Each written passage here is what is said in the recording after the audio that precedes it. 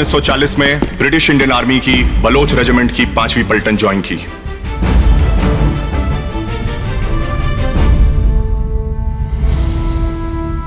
हिंदुस्तानी सिपाहियों ने जापानीज का बहुत बहादुरी से मुकाबला किया और उन्हें जापानीज के हवाले कर दिया गया। हिंदुस्तान और अंग्रेजों के बीच एक धागा था, वो टूट गया। गद्दारी की कोई माफी नहीं होगी। You are charged with Indian Army Act Section 41, waging war against the king.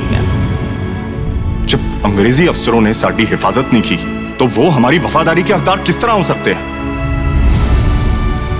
अगर जिंदा बचा उसके बाद शादी करोगी मुझसे?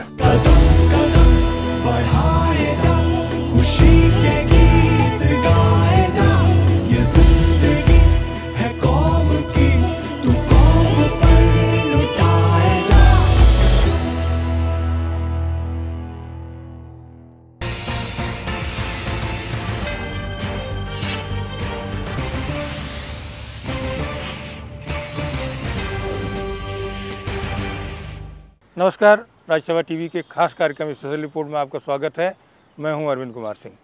इस एपिसोड में हम चर्चा करने जा रहे हैं उत्तराखंड के नदी तंत्र और उनको बचाने के लिए किए जा रहे प्रयासों पर।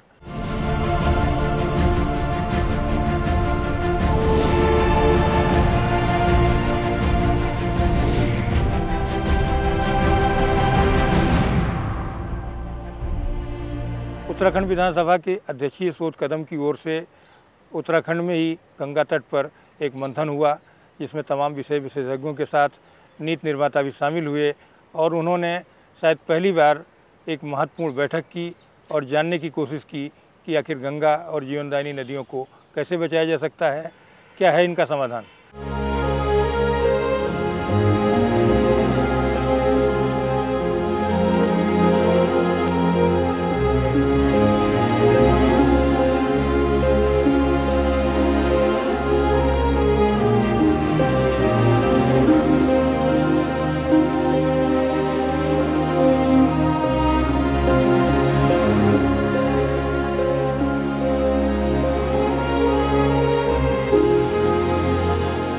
ये है हमारी सबसे पवित्र नदी गंगा।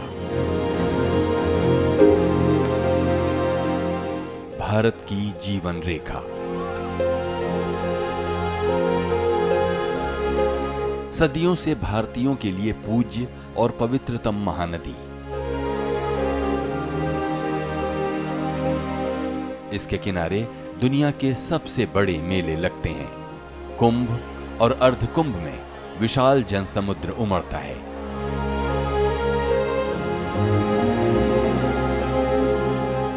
इसकी धार्मिक ही नहीं, आर्थिक महत्ता भी है। गंगा नदी में करीब 692 छोटे बड़े शहर बसे हैं। इसका बेसिन भारत के कुल भौगोलिक क्षेत्र का 26% से अधिक बैठता है।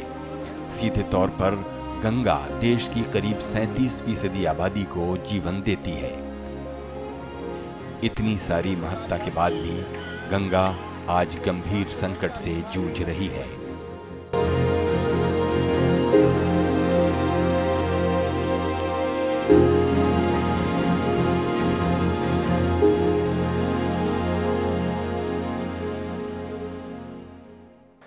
अगर हमारी इमोशनल अटैचमेंट गंगा के साथ रहेगी, आस्था है, हम सब जानते हैं गंगा पवित्र है, लेकिन जितनी अटैचमेंट होनी चाहिए शायद उतनी नहीं है। इसीलिए गंगा में प्रदूषण पैदा हो रहा है। अगर हमारी इमोशनल अटैचमेंट हो और सच्ची आस्था हो तो कोई भी ऐसा कार्य जो गंगा को प्रदूषित करे, हम हिचकिचाएंगे कि ये नहीं करना चाहिए। करीब 2525 किलोमीटर लंबी गंगा प्राचीन काल से ताकतवर जलमार्ग भी रही। इसके किनारे बसे नगरों की संपन्नता इसकी बदौलत होने वाले व्यापार पर कायम थी।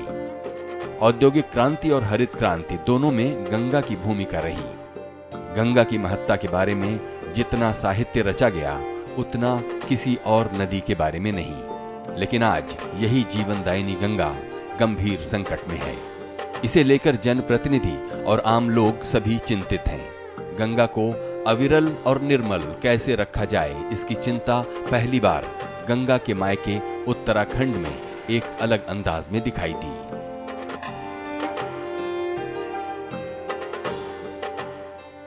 स्वर्ग से धरती पे आई मेरी माँ गंगे, और जब पर्वतों के बाद आती है तो इसी ऋषिकेश की धरती पे आती है, और पावन धरती पर इस आने के बाद, ऋषिकेश के इस प्लेन्स एरिया में आने के बाद, यदि ये गंदगी से युक्त होगी यानी प्रदूषण से युक्त होगी तो हमें इसे प्रदूषण मुक्त कराना होगा। उसके लिए आम जन को चाहे सरकार कितना भी प्रयास करे, जब तक आम जन इसमें सहयोग प्रदान नहीं करेगा तो उसमें शायद सफलता नहीं मिलेगी। वो प्रयास हमारा आज इस विधानसभा के माध्यम से हमने करने का काम किया।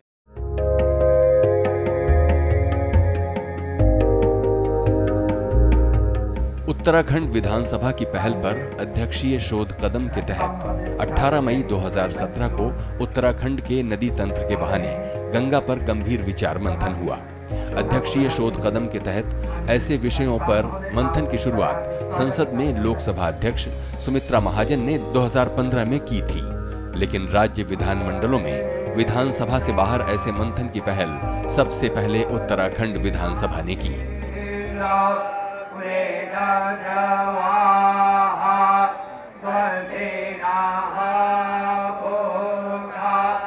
किसी महानगर की जगह ऋषिकेश में गंगा तट पर जनप्रतिनिधि और विशेषज्ञ ही नहीं, नागरिक भी इस संवाद के भागीदार बने। खुलकर बातें उठीं।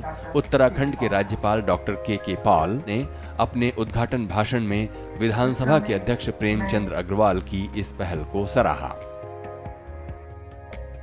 पहली दफा पर्यावरण के सिलसिले में, गंगा के सिलसिले में कोई इस किस्म की गोष्ठी या सेमिनार या कोई फंक्शन गंगा के किनारे ही आयोजित किया जा रहा है, जिससे फोकस हमारा गंगा के ऊपर रहे और ज़्यादा से ज़्यादा उसके महत्व मिले, ज़्यादा से ज़्यादा लोगों तक मैसेज पहुँचे गंगा को स्वच्छ रखने का, गंगा को पवित्र रखने का। आपने बताया कि लोकसभा की ये पहला स्टेप था जो उन्होंने स्पीकर महोदया ने शुरू किया, और उसकी कंटिन्यूशन में जब हमारे स्पीकर साहब को भी हमने अवगत कराया कि स्पीकर लोकसभा ने ये इनिशिएटिव लिया है, तो उन्होंने फॉरवर्ड स्टेप लेते हुए ये कहा कि इस तरह का आयोजन किया जाए और कुछ इस तरह का आयोजन हो जो यहाँ की सभ्यता, संस्कृति और आध्यात्मिकता से जुड़ा हुआ हो, और वह विषय ऐसा हो कि जिसकी आज की डेट में वो प्रासंगिकता भी हो और समसामयिक भी हो।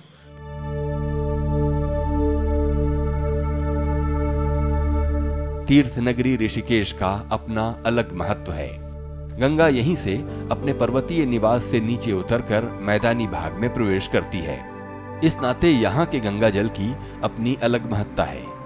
यहाँ पर बना पशुलोक बैराज खास है, लेकिन ऋषिकेश और हरिद्वार के बाद गंगा संकट से गुजरने लगती है। उसका पानी आगे के हिस्सों में नहाना तो दूर, आचमन करने लायक भी नहीं है। इसका पानी अब इतना दूषित हो चुका है कि उसको पीना तो बहुत दूर की बात है, शायद ये नहाने के योग्य भी नहीं रहा।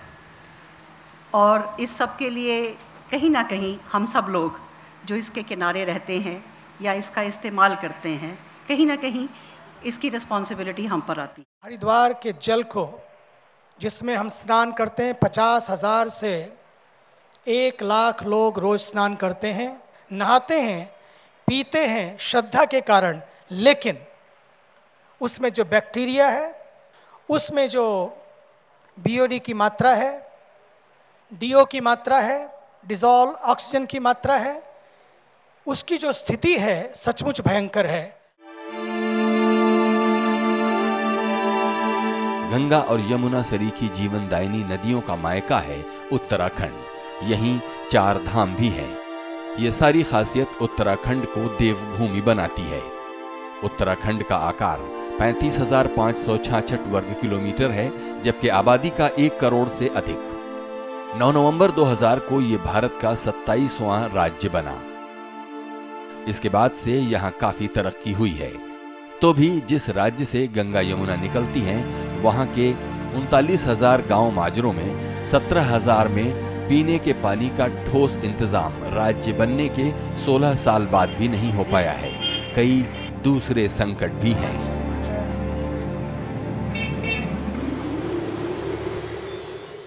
वन हो तभी जल का स्रोत है।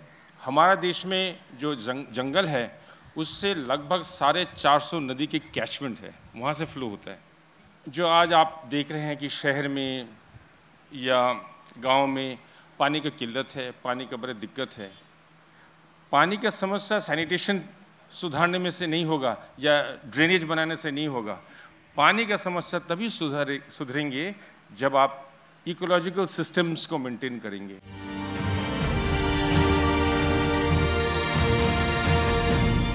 उत्तराखंड के बर्फ से ढके पर्वत हमारी सबसे विशाल नदियों के उद्गम स्थल हैं। यहाँ महान ऋषि वेदव्यास ने महाभारत लिखी और अपनी आखिरी यात्रा पर जाते समय पांडव उत्तराखंड में ही रुके। आदि शंकराचार्य 8वें से लेकर स्वामी विवेकानंद ने यहाँ चिंतन मनन किया। यमुनोत्री, गंगोत्री, केदारनाथ और बद्रीनाथ जैसे 4 धाम ही नहीं, हेमकुंड साहब और पीरान कलियर भी यही हैं। इसलिए हर साल 3 करोड़ लोग उत्तराखंड पहुंचते हैं। कुंभ और अर्धकुंभ में तो ये तादाद यहाँ की आबादी का 8 गुना तक हो जाती है। ऐसे तमाम दबावों से गंगा उत्तराखंड में ही खतरे में पड़ने लगती है।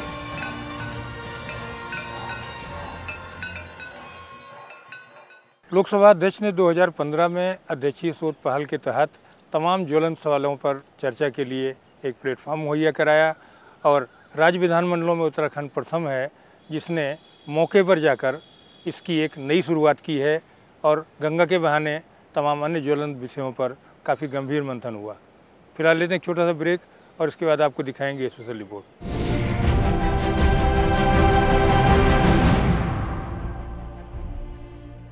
ब्रेक के बाद आपका स्वागत है। आप देख रहे हैं हमारा खास कार्यक्रम स्पेशल रिपोर्ट और मैं हूं अरविंद कुमार सिंह। हम चर्चा कर रहे हैं गंगा और दूसरी जीवनदायिनी नदियों पर। ये नदियां हमें जीवन देती हैं, लेकिन बढ़ते शहरीकरण और आबादी के बोझ के चलते इनका जीवन ही आज खतरे में पड़ा हुआ है। अगर जन प्रयास नहीं हुए, अगर लोग इसमें शामिल नहीं हुए, तो क्या इनको बचाया जा सकता है? आइए आपको दिखाते हैं स्पेशल रिपोर्ट।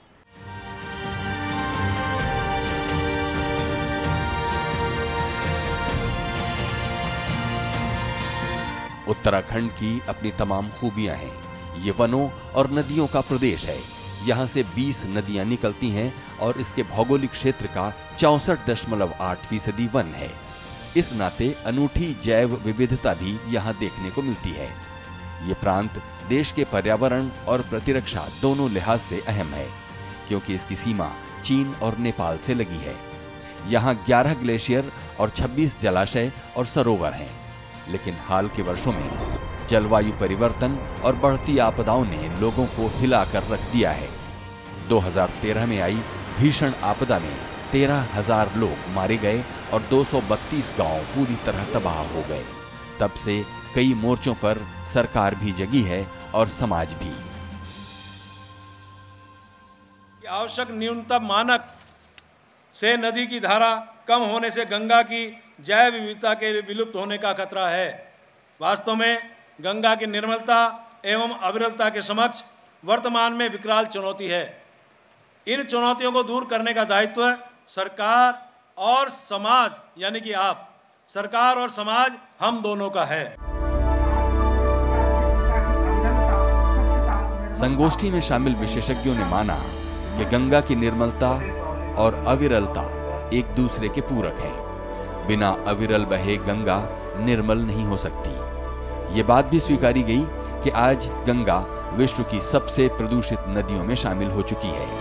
तमाम कोशिशों के बाद भी इसकी सेहत बिगड़ रही है।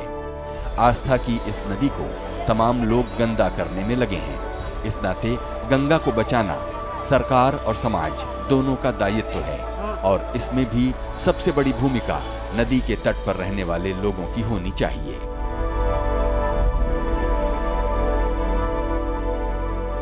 भारत का जो भौगोलिक क्षेत्र है वो विश्व के 2.4% है और इसमें विश्व की 17% आबादी पॉपुलेशन और 17% मवेशी है। तो आप खुद ही समझ सकते हैं कि इस भयानक स्थिति में हमारा जंगल के ऊपर कितना दबाव है। लेकिन ये दबाव होने का बावजूद भी हमने 70 मिलियन हेक्टेयर्स फॉरेस्ट कवर और 9.4 मिलियन हेक्टेयर्स ट्री कवर, लगभग 80 मिलियन हेक्टेयर जो हमने वनाच्छादित क्षेत्र मेंटेन किया है। उत्तराखंड का नदी तंत्र विश्व के सबसे समृद्ध नदी तंत्रों में से एक माना जाता है, लेकिन तमाम नदियों में गंगा सबसे अलग और खास है। गंगा की महत्ता हड़प्पा और वैदिक काल से लेकर अब तक बरकरार है। इसके तट पर तमाम विशाल साम्राज्यों का उत्थान और पतन हुआ। विश्व के करोड़ों लोगों की आस्था के केंद्र गंगा का जल हमारे जीवन के तमाम संस्कारों का अहम हिस्सा है। पुरानी पीढ़ियों ने इसे सहेज कर रखा था, लेकिन गंगा आधुनिकता की चपेट में आने से तबाह होती गई।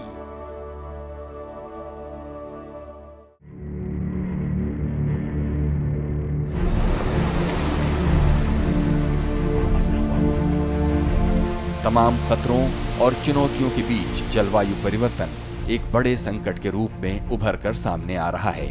इसके चलते गंगा का उद्गम स्थल गंगोत्री ग्लेशियर का क्षेत्रफल घटने लगा है।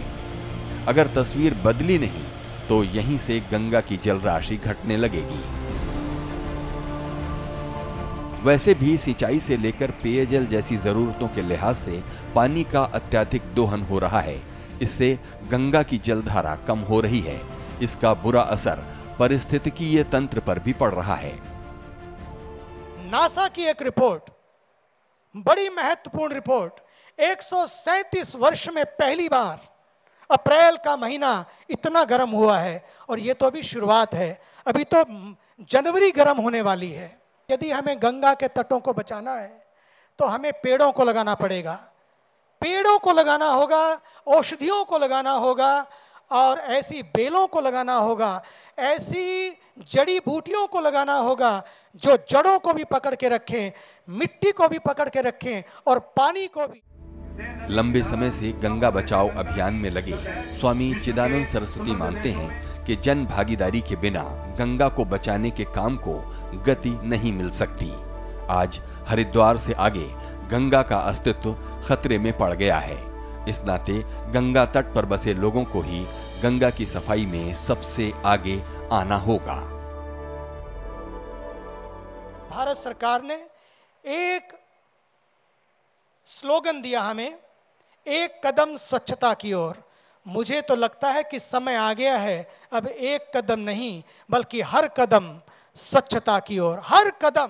जो पानी की अविरलता की बात कर रहे हैं कि निरंतर पानी बहे गंगा में, उसकी अविरलता में कमी क्यों आई? जंगल कटे, पौधे कम हुए, पानी कम संचित हुआ। कारण एक है, पहला तो ये कि वो पानी जो संचो के रखता था अपनी ज़मीन में, वो ख़त्म हो गई उसकी कैपेसिटी। और दूसरा ये कि जो मिट्टी भी उसने संजो के रखी हुई थी, वो अब अगली बारिश आएगी उसमें सारी की सारी नदी में, और मिट्टी नदी में आएगी। ये हम उत्तराखंड में रहने वाले हम कैसे भूल सकते हैं जो 2013 की त्रासदी हमारे साथ हुई। गंगा तट पर दाह संस्कार करना मोक्ष का द्वार माना जाता है। विशेषज्ञों की राय है कि अकेले अंत्येष्टि क्रिया में हर साल 5 करोड़ पेड़ कट जाते हैं। एक शव जलाने में काफी लकड़ियां लगती हैं। इसे बचाने के उपाय खोजने की जरूरत है। नई तकनीकों को उपयोग में लाने की जरूरत है। साथ ही गंगा घाटों को नया जीवन देने के साथ हरित पट्टी को बिछाने का काम भी जन सहयोग से किया जा सकता है। बहुत सी जो डेड बॉडीज़ हैं उसका ठीक से क्रीमेशन ना करके इसको गंगा में बहा दिया जाता है। करीब 40,000 ऐसी डेड बॉडीज़ हैं जिसको इसके बहाव में बहा दिया जाता है हर साल। और इसके अलावा 140 से 200 टन्स ऑफ जो इनकम्प्लीटली क्रीमेटेड बॉडीज़ होती हैं, अभी पूरी तरह से क्रीमेशन नहीं हुआ, वो भी गंगा में चली जाती हैं। और यही वो गंगा है जिसको हमने माँ का दर्जा दिया है। आज गंगा में बढ़ता प्रदूषण सबसे बड़ी चुनौती है। तमाम इलाकों में प्रशासन की अनदेखी से खतरे बढ़ते जा रहे हैं। भारी मात्रा में सीवरेज, औद्योगिक कचरा, कूड़ा, पॉलिथीन और धार्मिक अनुष्ठान सामग्री गंगा में डाली जा रही है। इससे गंगा प्रदूषित हो रही है। उसमें कीटाणुओं की मात्रा खतरनाक स्तर तक पहुंच गई है। पेयजल प्रदूषित होने से नगरों ही नहीं, खेती-बाड़ी के लिए भी खतरा बढ़ता जा रहा है। वर्तमान समय में गंगा विश्व की अत्यधिक प्रदूषित नदियों में से एक है। प्रतिदिन लगभग 17 अरब लीटर का सीवरेज, औद्योगिक कूड़ा, पॉलिथीन में धार्मिक अनुष्ठान संबंधी सामग्री तथा अन्य गंदगी गंगा में बहाई जा रही है, जिस कारण इसका जल धीरे धीरे पीने और स्नान करने, आचमन करने के लिए भी अयोग्य हो रहा है। उद्गम से समुद्र में मिलने तक गंगा अपनी विशाल जल राशि से करोड़ों लोगों को जीवन देती है। इस पर बने 15 छोटे और बड़े बांध बड़े दायरे में सिंचाई और बिजली की जरूरतें पूरी करते हैं। जल राशि के आधार पर आज भी ये दुनिया की सबसे ताकतवर नदियों में शुमार है। गंगा का मैदान विश्व के सबसे उपजाऊ इलाकों में माना जाता है। देश की खाद्य सुरक्षा को ये आधार देता है। केवल धार्मिक लिहाज से ही नहीं, दूसरे कारणों से भी गंगा को नया जीवन देना इस नाते और भी जरूरी है। जल राशि के आधार पर गंगा विश्व की तीसरी सबसे बड़ी नदी है तथा अपनी 2525 किलोमीटर की लगभग की यात्रा वह 100 छोटे बड़े शहरों से गुजर करके पूर्ण करती है, जिनमें से कई धार्मिक आस्था, पर्यटन, उद्योग एवं शहरी विकास के लिए देश विदेश में प्रसिद्ध हैं। भारत की लगभग 40% आबादी एक अनुमान के अनुसार गंगा के किनारे निवास करती है, जो विश्व की जनसंख्या का लगभग 10% है। यह आबादी अपनी विभिन्न आवश्यकताओं जैसे पेयजल, सिंचाई तथा बिजली आदि के लिए गंगा पर ही निर्भर है तथा सदाबहार सिंचाई सुविधा वाली गंगा घाटी का लगभग 28 मिलियन हेक्टेयर का विशाल कृषि क्षेत्र भारत की लगभग आधी आबादी के लिए अनाज, चावल, गन्ना, तिलहन एवं दाल आदि खाद्यान्न की पैदावार प्रदान करता है। उत्तराखंड का नदी तंत्र अनेक जलधाराओं से मिलकर बना है। गंगोत्री, पिंडारी, चौराबाड़ी, संतोपंत, मिलन और पाचुली जैसे ग्लेशियरों का संकट बढ़ रहा है तो बेशक सबके लिए चिंता का विषय है। अगर तमाम कोशिशों के बाद भी रोज गंगा में 160 करोड़ लीटर से अधिक औद्योगिक और शहरी जल मल मिल रहा है तो कितने दिनों तक गंगा ये गंदगी ढोते हुए खुद को बचाकर रख सकेगी? विशेषज्ञों की राय है कि आरंभिक से लेकर उच्च शिक्षा तक गंगा स्वच्छता और अविरलता के बारे में जागरूकता का प्रसार किया जाना चाहिए। विश्व के समृद्ध देशों में अपनी नदियों को संजोकर रखने की सुसंस्कृति प्रचलित है। हमें भी इसी प्रकार अपनी नदियों को स्वच्छ और निर्मल बनाए रखने के लिए सामूहिक और व्यक्तिगत दोनों स्तर पर प्रयास करने होंगे। इसको ध्यान में रखते हुए गंगा स्वच्छता और अविरलता जागरूकता कार्यक्रम प्रतिपादित करने की आवश्यकता है। इसके लिए प्रारंभिक से उच्च शिक्षा तक के पाठ्यक्रमों में गंगा स्वच्छता और अविरलता, उसका महत्व तथा अन्य संबंधी पहलों के विषय में बच्चों को संस्कार प्रदान करने की आवश्यकता है, ताकि देश में नदियों के प्रति आदर और जिम्मेदारी की संस्कृति विकसित हो सके। वैसे तो 1984-85 से गंगा सफाई को लेकर अनेक योजनाएं बनी, लेकिन गंगा और मैली होती चली गई। जन भागीदारी की कमी इसकी खास वजह रही। अब तस्वीर बदली है, समाज भी जाग रहा है और तमाम संस्थाएं भी। गुरुकुल कांगड़ी के संग्रहालय में गंगा पर एक अलग गैलरी बनने जा रही है। वहीं प्रधानमंत्री नरेंद्र मोदी नमामि गंगे योजना के तहत बड़े लक्ष्यों पर जोर दे रहे हैं। आइए नजर डालते हैं गंगा सफाई अभियान की खास बातों पर। सीवरेज और स्वच्छता पर विशेष जोर, नदी तट विकास, सघन वन रोपण कार्यक्रम, नदी सतह की सफाई। गंगा के किनारे वाले लोग जो हैं यदि वो जागरूक होंगे तो निश्चित रूप से इसकी निर्मलता, गंगा जी की निर्मलता बनेगी, क्योंकि हमारी मोक्षदायिनी माँ है, ये जीवनदायिनी माँ है और ये हमारी आस्था के भी केंद्र हैं। आज लाखों नहीं करोड़ों लोग इससे लाभान्वित होते हैं, चाहे कृषि के पानी के रूप में, चाहे आस्था के रूप में। तो इस गंगा को यदि हम पवित्र नहीं रख पाए तो निश्चित रूप से आने वाला जो समय है वो हमें माफ़ नहीं करेगा। नैनीताल हाईकोर्ट ने हाल में गंगा के मानव स्वरूप को मान्यता देते हुए एक नई बहस छेड़ दी है, लेकिन उत्तराखंड विधानसभा ने पहली बार इस सवाल पर कुछ अलग अंदाज में मंथन किया है। विधायकों के साथ आम जनता भी इसमें भागीदार रही है और कई सवाल भी इस मंथन में उठे। बेशक ऐसे बहुत से प्रयासों और मजबूत इच्छाशीलता से गंगा को बचाना असंभव भी नहीं है। हमारी संस्कृति की प्राण गंगा हो या दूसरी जीवनदायिनी नदियाँ, इनको बचाना असंभव नहीं है। दुनिया के तमाम देशों ने अपनी महत्वपूर्ण नदियों को बचा करके यह साबित कर दिया है कि अगर जन भागीदारी हो और साथ ही साथ सरकारी दृढ़ इच्छा शक्ति तो इन नदियों को बचाया जा सकता है। लेकिन इसके लिए बहुत कड़े और ठोस कदम उठाने की ज़रूरत है और सरकार के साथ साथ जनता को भी कदम कदम पर जागरूक रहने की भी। इस एपिसोड में फ़िलहाल यहीं तक, आगे मिलेंगे किसी और खास एपिसोड के साथ। तब तक के लिए धन्यवाद।